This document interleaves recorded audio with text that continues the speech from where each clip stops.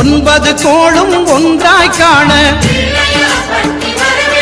அங்கு கற்பகம் என்னும் கடவுளின் மெய்யில் சூரியன் முதலாய் 9 கிரகமும் பலவித குணங்களை கொண்டிருக்கும் எங்கள் கற்பக தருவில் அவை வரும்போது ஒன்றாய் சேர்ந்து பலனளிக்கும்.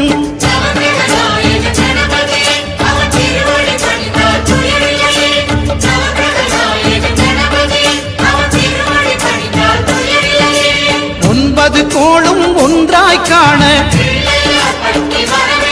அங்கு கற்பகம் என்னும் கடவுளின் மெய்யில்